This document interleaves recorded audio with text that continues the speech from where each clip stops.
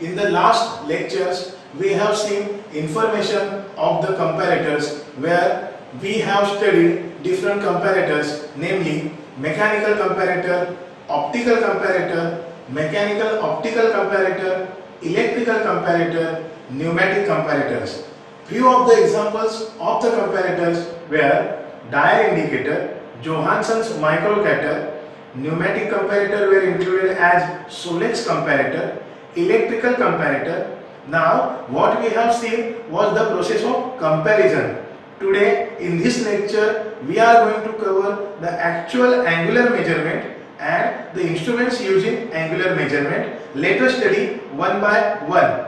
The first point of today's discussion is introduction to angular measurement. For measuring the angle, no absolute standard is required. So, the measurement is done in degrees, minutes and second. For example, an angle can be defined as 23 degree, 12 minutes, 10 seconds. So, it is concerned with the measurement of individual angles, angular changes and deflections. Since in the production industry, number of machines works on the angular levels, so it is of prime importance to know what is the angle deviation and what is the deflection is caused after prolonged wear and tear.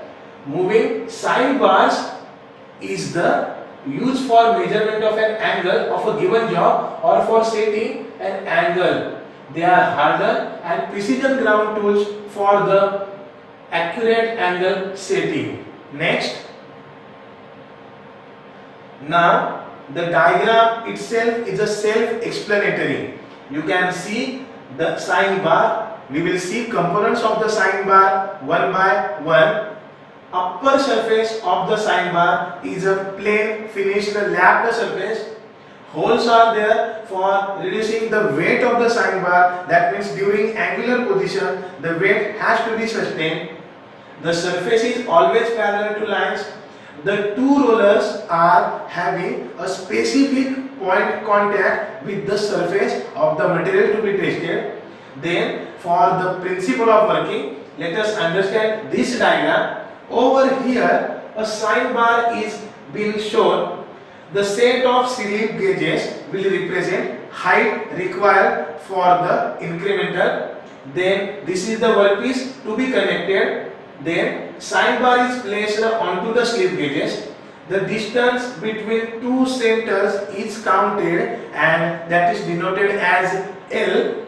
Height of the slip gauges is summarized, that is it is total, and over here we will have one formula. The formula will be sin theta is equal to h by L, where theta is the angle included over here. H means the height created by slip gauges and L is the distance between two rollers.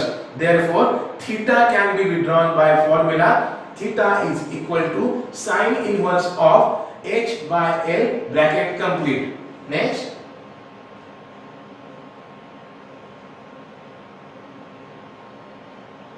Since over here you can find out h is the height of slip gauge, L is the distance between two roller points and theta is the angle included. Now when the size of the job is large, having taper, then we use slip gauges for both of the sides to find taper angle of the job. Now the diagram itself is a self-explanatory. Over here in the second diagram you can see slip gauges have been obtained and the workpiece is kept between them, and H1 and H2 are calculated for smaller components. Now here 2 points are to be remembered. The smaller components can be kept onto sine bar and angle measurement can be done, whereas for larger components sine bar itself is placed on the workpieces and then angle calculations are made.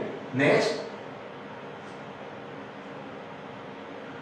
use of sine bar. So measuring known angles or locating any work to a given angle is done by, as already I have stated, the workpiece is kept onto the sine bar. The height is being adjusted using slip gauges and the dial indicator, the best mechanical comparator of the segment, will ensure that the surface is parallel or not. Next.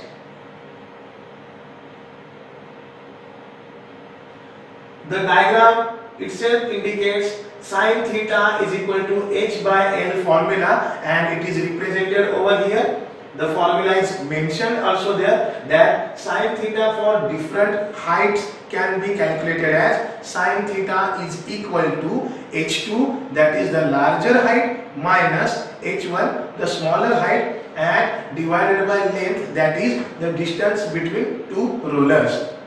Second, we can check unknown angles using sine bar. So checking of unknown angles is done over here. A sine bar is placed up, the slip gauge set has been placed up, clamping is done for ensuring the rigidity. The workpiece has been mounted. Of course, we don't know what is the angle included in the workpiece.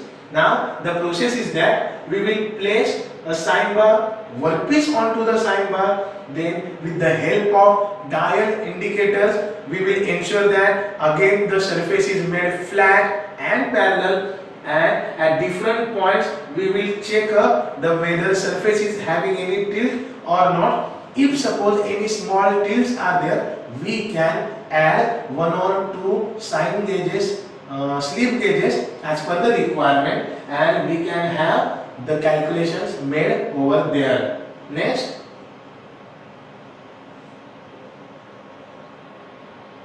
Now checking of unknown angles of heavy components. As already stated, we are having a component larger than the sine bar, so component is mounted on a plain surface plate. Of course, surface plate is made up of casting material and it is grounded to the zero line. Then the component is placed onto the surface plate.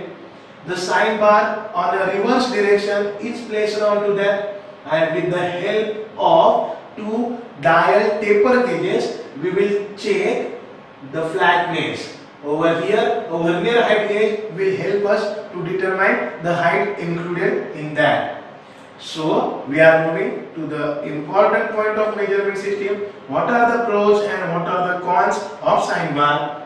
The advantages of sine bar, as we have talked about that in the lecture, it is used for accurate and precise angular measurement. It is available easily, so you can make any calculations whenever you necessary. It is cheaper compared to other means, but it has some disadvantages. The application is limited for a fixed center distance between two plugs or rollers. It is difficult to handle and position the slip gauges, because when we connect two slip gauges, the temporary magnetism is the only factor that connects two slip gauges. If the angle exceeds 45 degree, sine bars are impractical and inaccurate. That means angle above 45 degree cannot be calculated using sine bar. Large angular error may result due to slight error in the sine bar. So these are the advantages and disadvantages. Next. Sine centers. It is the extension of sine bar where two ends are provided on which centers can be clamped. Now the conical workpieces having angles up to 60 degree can be checked using the sine bars. Formula remains same. Theta is equal to sine inverse of h divided by L, where h is the height, L is the distance between two roller points.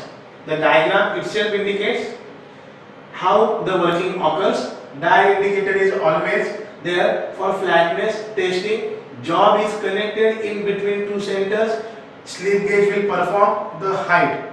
Now guys, up till now we have seen the sine bar and its working. In the next lecture we will see bevel protector. Thank you.